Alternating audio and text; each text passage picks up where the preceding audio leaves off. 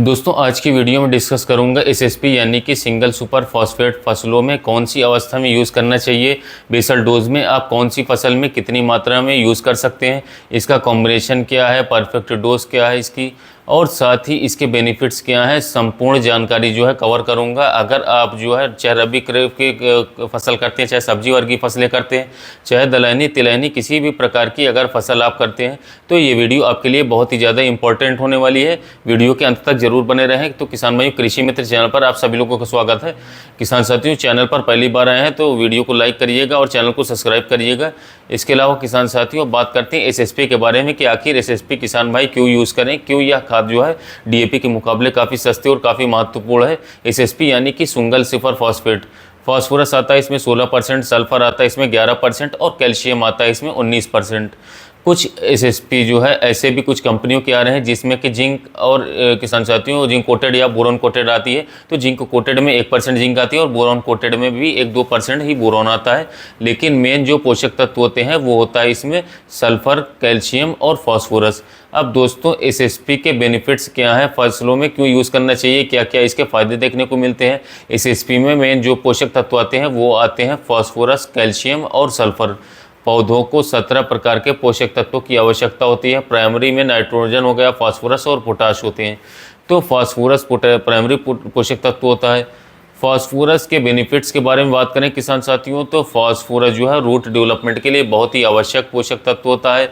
जितनी ज़्यादा जड़ों का विकास होगा उतनी ही किसान साथियों पौधे जो है ज़्यादा पोषक तत्व अपटेक कर पाएंगे और पौधे में न्यूट्रिशन डिफिशिएंसी नहीं आएगी, फल फूल बहुत ही ज़्यादा मात्रा में लगेंगे। तो यानी कि जड़ों के अच्छे विकास के लिए बात करें तो फास्फोरस की आवश्यकता होती ही होती है। उसके साथ स्टेम में मजबूती आती है, तने में मजबूती आती है, जैसे कि गेहूँ हो गया, धान हो गया, गन्ने हो गया, सरसों की फसल हो गई, या फिर ऐसी फसलें जिनकी की हाइट ज़्यादा जाती है या फिर फली लगने के बाद गिरने के चांसेस भी होते हैं। दाने भरने के बाद भी वज़न ज़्यादा हो जाता है और गिरने के चांसेस ज़्यादा हो जाते हैं। तो ऐसे में जो है आपको फास्फोरस की सबसे ज़्यादा आवश्यकता होती है, क्योंकि स्टेम में मजबूती होगी तो फसल गिरेगी नहीं। उसके साथ ही बात करें तो दाने अच्छी मात्रा में बनेंगे, ज़्यादा मात्रा में दाने बनते हैं, साइज़ अच्छी बनती है। दानों की फसल समय पर पकने के लिए जो है फास्फोरस की आवश्यकता होती है। तो किसान साथियों काफ़ी महत्वपूर्ण होता है किसी भी फसल में फास्फोरस का काम। किसी भी फसल में जब 3G कटिंग करते हैं, जैसे कि तरबूज में 3G कटिंग करते हैं, मिर्च वगैरह में 3G कटिंग करते हैं, यानी कि ज़्यादा शाखाएं निकलती हैं, तो सेल डिवीज़न को कोशिका विभाजन के लिए जो है फास्फोरस की सबसे ज़्यादा आवश्यकता होती है। इसीलिए बात करें तो जब ज़्यादा शाखाएँ निकल रही होती हैं उसी टाइम पर फास्फोरस का फसलों पर ज़्यादा यूज़ किया जाता है। उसके साथ ही बात करें तो दलहनी फसलों में जड़ों में जो गांठें होती हैं जिन्हें ग्रंथि कहते हैं, ग्रंथियों में राइजोबियम बैक्टीरिया होता है। राइजोबियम बैक्टीरिया जो है नाइट्रोजन का फिक्सेशन करता है, तो उसके प्रोडक्ट में ये क्योंकि अब जो बढ़ा देता है फास्फोरस, यानी कि फास्फोरस का ज़्यादा यूज़ किया जाता है। फास्फोरस की कमी फसलों में कैसे पहचान कर सकते हैं इसके बारे में बात करें तो फास्फोरस की कमी जो है जब भी किसी भी फसल में या पौधे में होगी तो पत्तियां जो है लाइट बैगनी कलर की हो जाएंगी, या फिर कुछ बात करें तो पौधों में जो है ब्लू कलर की भी हो सकती है, लाइट ब्लू कलर की जो है दिखाई दे सकती है। तो ये है फास्फोरस की डिफिशियंसी होती है। जड़ों का ज़्यादा विकास नहीं होगा, जड़ें एकदम रुक जाएगी। जो प्रॉपर साइज़ बननी चाहिए पौधे की या फसल की वो साइज़ पौधे की प्रॉपर नहीं बनेगी, यानी कि छोटी साइज़ रह जाएगी। इसके अलावा एक सीड भी ज़्यादा मात्रा में नहीं बनेंगे, यानी कि जैसे गेहूं धान वगैरह में जो दाने बनते हैं वो कम मात्रा में बनेंगे, फ्लावर्स कम मात्रा में देखने को मिलेंगे। तो ये फास्फोरस की कमी होती है। एसएसपी में बात करें तो नेक्स्ट पोषक तत्व आता है सल्फर, जो कि 11% होता है और सल्फर सेकेंडरी पोषक तत्व है, इसमें आता है। सल्फर के फ़ायदे की बात करें कि फसलों में इसको क्यों यूज़ करना चाहिए, तो बात करें तो सल्फर सबसे इम्पॉर्टेंट ये है कि बहुत ही अच्छे फंगिसाइड और कुछ हद तक कीटनाशी इंसेक्टिसाइड का भी काम करते हैं, मिटीसाइड का काम करता है। बहुत सारे फंगिसाइड आते हैं जिनमें कि सल्फर का कॉम्बिनेशन आता है, जैसे कि स्वादीन फंगिसाइड में टेबुकोनाजोल प्लस सल्फर आता है। तो सल्फर जो है बहुत ही अच्छे फंगिसाइड है। ये केवल सल्फर का भी अगर फसलों में यूज़ करते हैं तो बहुत ही अच्छे फंगिसाइड का भी यूज़ काम करता है और एक्रिसाइड का भी काम करता है। सल्फर प्रकाश संश्लेषण की क्रिया में बहुत ही ज़्यादा हेल्प करता है, जिससे कि क्लोरोफिल का निर्माण होता है और फसलें यानी कि पौधे हरे भरे रहते हैं। दलहनी फसलों में बात करें तो प्रोटीन की मात्रा ज़्यादा बढ़ाता है। इसके अलावा तिलहनी फसलों में तेल की मात्रा ज़्यादा बढ़ाता है, और तेल की मात्रा ज़्यादा बढ़ेगी तो फिर दाने की साइज जो है बात करें तो ज़्यादा बढ़ेगी और वज़न ज़्यादा बढ़ता है। इसीलिए बात करें तो सरसों वगैरह या फिर तिलहनी जो फसलें होती हैं या फिर दलहनी जो फसलें हैं उनमें एसएसपी का यूज़ 100% किया जाता है और सल्फर का ज़्यादा यूज़ किसान भाई करते हैं। आलू में स्टार्च की मात्रा को बढ़ाता है एसएसपी, जिससे कि आलू की साइज़ अच्छी बनती है। इसके अलावा बात करें तो सर्दियों में पौधों को ठंड से बचाता है एसएसपी, इसीलिए सर्दियों में चाहे पौधे हों या फिर उस टाइम की कोई सी भी फसलें हैं, सल्फर का स्प्रे किया जाता है। ये सल्फर को पानी के साथ में मिलाकर के स्प्रे करते हैं, तो सल्फर के बहुत सारे बेनिफिट्स देखने को मिलते हैं। एसएसपी में नेक्स्ट पोषक तत्व आता है वो है कैल्शियम, जो कि 19% आता है। कैल्शियम भी सेकेंडरी पोषक तत्व है।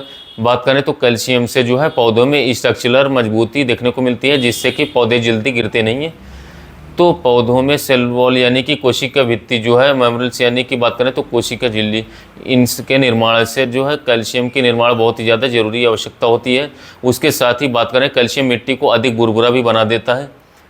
इसके अलावा किसान साथियों बात करें तो कैल्शियम के भी बहुत ही ज़्यादा बेनिफिट्स फसलों में देखने को मिलते हैं, जो कि काफ़ी किसान भाइयों को पता भी नहीं। यानी कि कुल मिलाकर के देखें तो एक अच्छी फसल के लिए, एक अच्छी उपज, एक अच्छी गुणवत्ता के लिए एसएसपी को फसलों में ज़रूर यूज़ करना चाहिए, जिसमें कि किसान भाई जो है काफ़ी कन्फ्यूज रहते हैं। उन्हें जो है किसान साथियों मैं इसलिए यह वीडियो बना रहा हूँ। बात करें इसका 50 किलोग्राम का कट्टा का, तो यह लगभग मार्केट में 400 रुपये का मिलता है, जो बोरॉन कोटेड या जिंक कोटेड एसएसपी आती है। अलग अलग कंपनियों की बहुत ही तरीके के इस समय पर चल रहे हैं 2024 में, तो उनकी प्राइस थोड़ी सी अब जा सकती है। यानी कि बात करें तो 450 से लेकर के 500 रुपये तक भी ये आता है।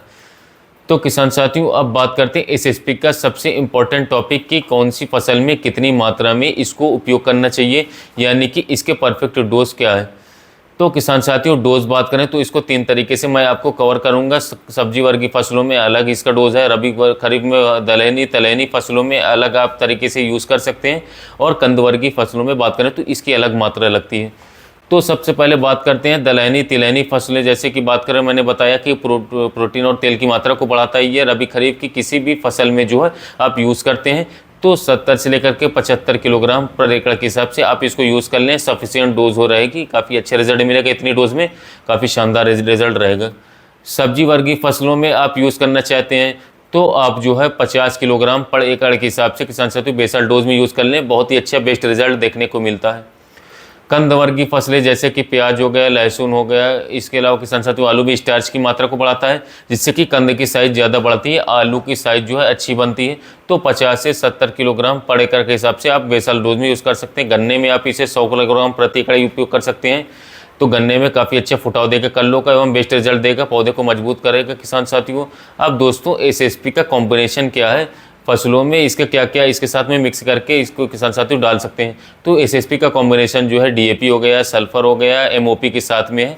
आप कॉम्बिनेशन करके जो है किसान साथियों बुआई या बाद में उपयोग कर सकते हैं। एसएसपी को जिंक के साथ में यूज़ नहीं कर सकते, बिल्कुल मनाही है, क्योंकि एसएसपी में फास्फोरस आता है और फास्फोरस के साथ जिंक के साथ रिएक्शन होता है, रिएक्ट होता है। फिर आप जो है इसको जिंक के साथ बिल्कुल ना करें, काफ़ी बेकार रिजल्ट मिलेगा। दोस्तों बात करें तो किसान साथियों ये आती है एसएसपी के बारे में संपूर्ण जानकारी। फिर भी अगर आपको इसके रिलेटेड कोई क्यूरी है तो आप मुझे इस वीडियो के नीचे ज़्यादा से ज़्यादा कमेंट करें, मैं आपकी क्यूरीज को ज़रूर सॉल्व करूँ।